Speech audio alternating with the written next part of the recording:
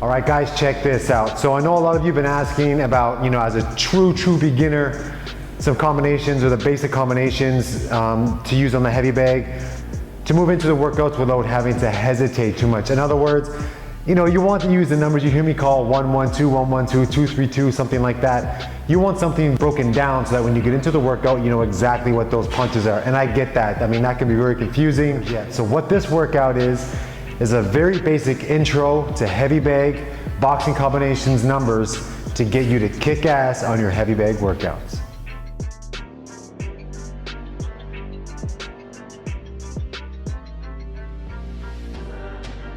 All right, so here's how this works. Essentially, I'm just rolling through the video, showing you some examples of punches. So you have the jab, which is number 1, the 2, which is the cross. This is from an orthodox stance, okay? 3, which is the left hook, 4, which is the right hook, 5, the left uppercut, 6 is the right uppercut, 7 is an upshoot or shovel hook, and 8 is the overhand right. And just show you a couple of examples how you can throw those on the heavy bag as you go through. So my suggestion is you just, if you're a true beginner or you just want to kind of refresh on the numbers, just hook up the video a few times and just roll through it. Literally put your gloves on or shadow box through the video, again, so you can get reps in. So this is all about reps to see that you can get those numbers to sink in. Remember, the more you understand the numbers, the smoother you are on the heavy bag. The smoother you are on the heavy bag, the more consistent you are in your workouts. The more consistent you are with your workouts, with the fluidity of your punches, the more energy you can put into your shots with the least amount of hesitation, all right? And that's what it's all about. That's why in the 20-minute heavy bag hit series, I put way more combinations together to allow you to flow more through your combos. But in order to do that, you need to grasp the numbers with a little more clarity and fluidity so that you get the most out of those workouts or that workout series. And you'll know exactly what I'm talking about if you tried it. So review this video a bunch of times, and again, it's all about you being consistent and confident with your punches, nailing down those numbers. Remember, I didn't put footwork in this video purposely because I want you to nail down the numbers first, and I'll do another video for you guys soon where I put in the footwork as well. But first things first, get the numbers down, understand the concept of the blocking, the defense with those numbers, and you'll get a better grasp of it. All right, so here we go. Here's all your numbers, your punch numbers, to help get you guys through the workouts with a little more clarity and efficiency to nail down these boxing combinations. Let's go.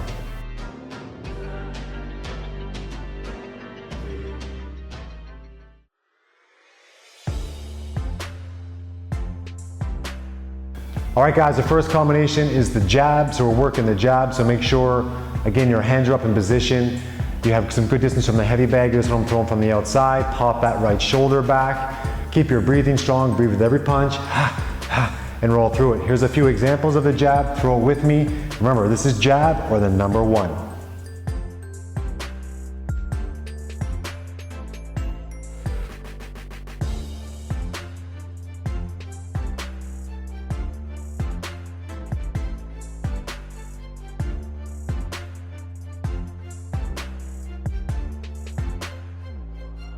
All right guys, the next one is the cross or the number 2.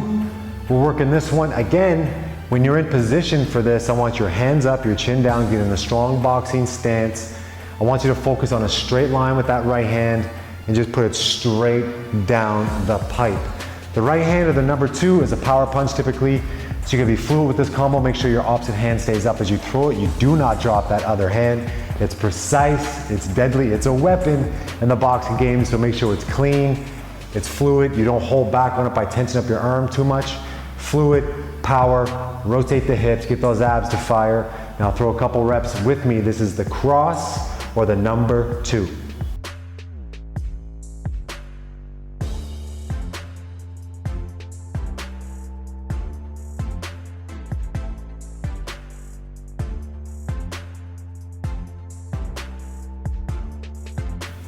All right guys, next up is the left hook or the number 3.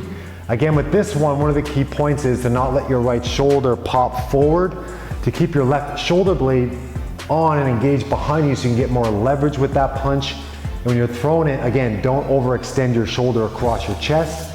Instead, think about a nice strong connection between your fist and your shoulder blade and bring that left hook across on a nice straight plane. aiming for the side of the jaw. So I want you to focus visually that you're hitting a jaw or a body. There's a left hook to the body as well when you're throwing that hook across. Now again, this is basics. I'll do another video with more advanced combinations for you guys soon. But for now, throw a left hook or that number 3 with me for a few reps, and we'll get into the more advanced versions in our next video.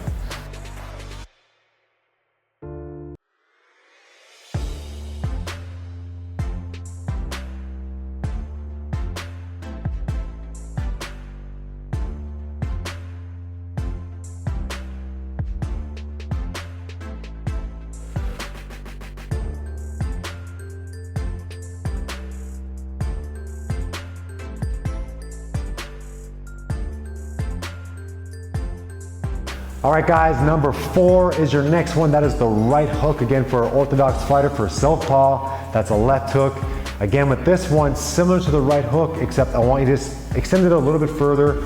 Your back foot's gonna rotate instead of your front foot that you did with the number 3. So your number 4, your right hook, bring it across on that nice straight plane, coming across, and focus on hitting your opponent's left side of his jaw or the left side of the body as you're coming through. Be accurate, be precise with that right hook. It's underutilized a lot in the boxing game. It's a deadly punch. You need to get fluid at it. So take your time, practice it often, and do a few reps with me right now. Keep that chin down with that right hook.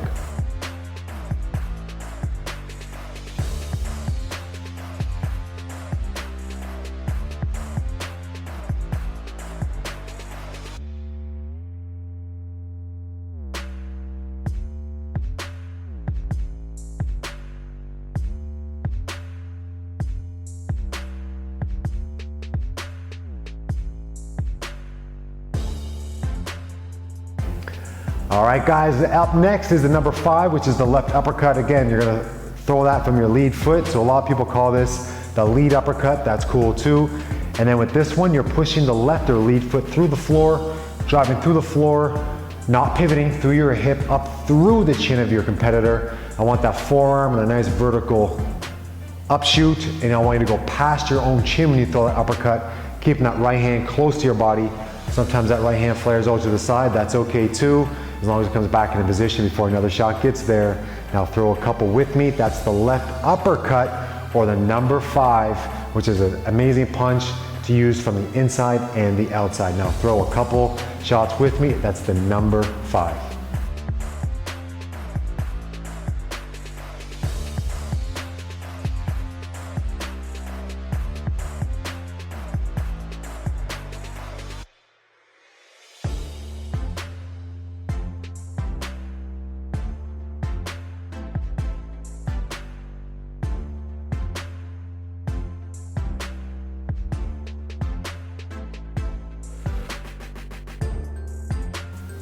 All right guys, up next, the number 6. The number 6 is the right uppercut, another deadly punch. With this one, again, I want you to think about the middle knuckle making contact when you upshoot through your opponent's chin. You're gonna drive off the back leg. Some people pivot the back foot, some people drive through the floor and keep the hip straight without rotating the rear hip. Again, the number 6, the right uppercut, is from the back foot or the rear uppercut as well. Some people like it that way, but at the end of the day, keep the chin down, use your torso to drive that right uppercut through your opponent's body and chin.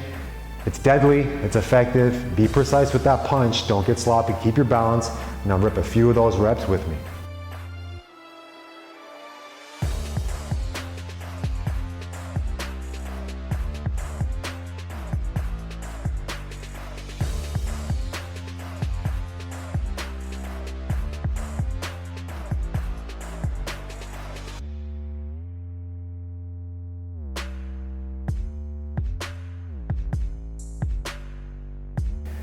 All right guys, up next is a number 7. We call this the shovel hook or the upshoot. This one's excellent for popping up the chin of your opponent to finish with an overhand right or a straight right. Again, you gotta be precise with this punch.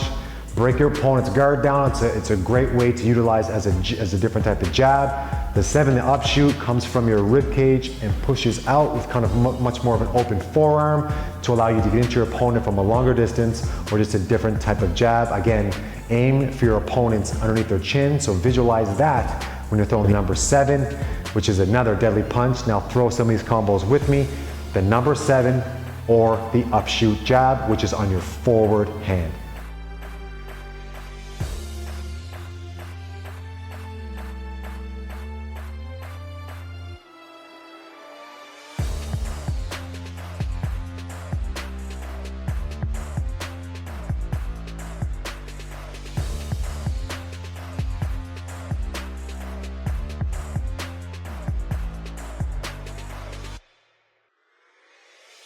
All right, guys, the number 8 was one of my favorite punches when I was fighting back in the game. It's called the overhand right.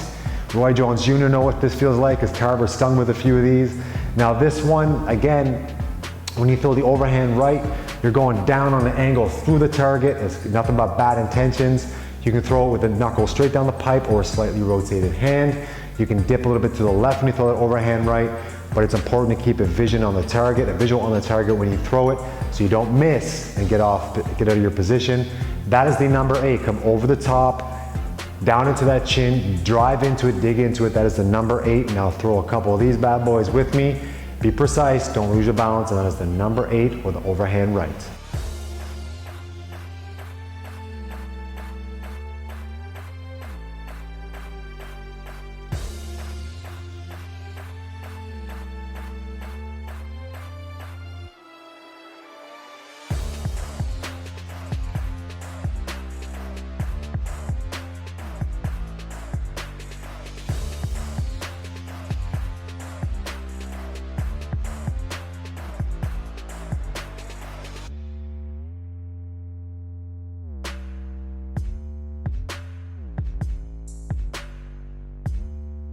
Practice a few of those with me, and that should conclude your basic intro to heavy bag combinations to help you improve your game on the heavy bag, to kick ass on my heavy bag workouts.